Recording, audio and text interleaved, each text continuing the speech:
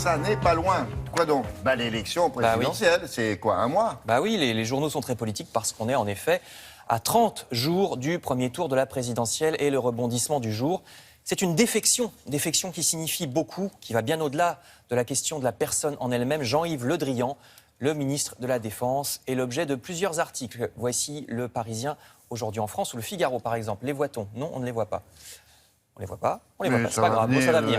Alors, Jean-Yves Le Drian, ça va venir. Jean-Yves Le Drian, c'est un poids lourd à la fois du gouvernement et du Parti socialiste, qui normalement serait donc tenu de soutenir Benoît Hamon, candidat officiel du Parti socialiste. Or non, le voici.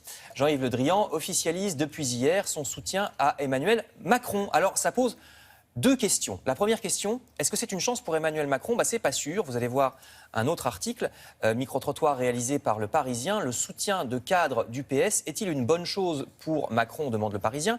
Les gens interrogés répondent pas certain, parce que quand on veut incarner la nouveauté comme Emmanuel Macron veut le faire, c'est pas certain qu'être ainsi en continuité avec des gens de l'actuel gouvernement soit un avantage. Voilà donc pour la première question.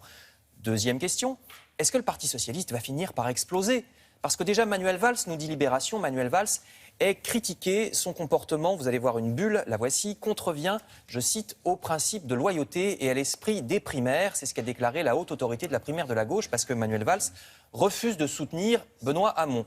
Que dire alors de Jean-Yves Le Drian, qui va bien plus loin que Manuel Valls en soutenant carrément Emmanuel Macron?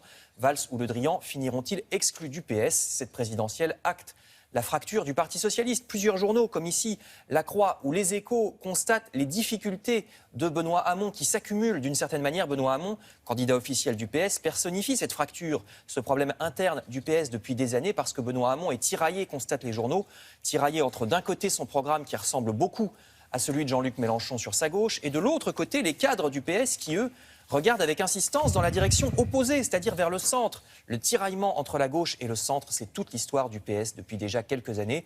Et plusieurs journaux, dont Libération, constatent que Jean-Luc Mélenchon a désormais dépassé Benoît Hamon dans les sondages. Alors de peu, ce qui évidemment ne veut pas dire grand-chose étant donné l'imprécision des sondages. Mais enfin, tout de même, au-delà des chiffres, c'est bien Jean-Luc Mélenchon qui semble avoir repris la main. Voici l'article de Libération. Et si ça se confirme, eh bien ce sera terrible pour le PS, écrit Libé. De son côté, l'Humanité parle d'un enjeu assez peu évoqué dans cette campagne présidentielle. Il s'agit du logement. Il n'y a pas assez de place dans le logement social. On ne parle pas assez de ça, de logement et de transport. Exactement. Il y a plein de choses dont on ne parle pas beaucoup dans cette campagne. C'est un peu phagocyté par les affaires, hélas. Alors le fait qu'il n'y ait pas assez de place dans le logement social, c'est pas nouveau, vous me direz, mais cette lutte pour les places n'est pas près de s'arrêter, estime l'Humanité, parce que les candidats n'ont même pas l'air de s'en soucier. L'Humanité rappelle que désormais, même un instituteur ou un petit employé qui gagne donc sa vie ne peut plus se loger dans certaines grandes villes tellement c'est cher.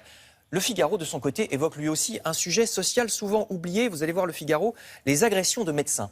Il s'agit bien d'un sujet social, estime Le Figaro, parce que le journal écrit que si les agressions de médecins augmentent, c'est parce que le système de santé est de plus en plus en tension. Vous savez, les délais qui s'allongent pour avoir un rendez-vous, l'attente aux urgences, les remboursements qui se dégradent, l'énervement des malades et donc les agressions de médecins seraient un symptôme du mauvais état de notre système de santé, écrit Le Figaro. Je termine par un autre élément de tension sociale, article de l'humanité.fr. Un article qui nous révèle que le travail du dimanche, qui avait été obtenu par la direction de certains magasins en échange de primes, ici c'est une chaîne de bricolage bien connue, cet avantage est en train de fondre. Au départ, le dimanche était payé triple, mais la direction vient de décider que finalement ça serait plus payé que double. Alors pour l'instant c'est toujours avantageux, mais l'Humanité espère que le mouvement va s'arrêter là et que le dimanche ne finira pas un jour, hélas pour les salariés, par être payé ni plus ni moins que les autres jours de la semaine. Merci, à tout à l'heure.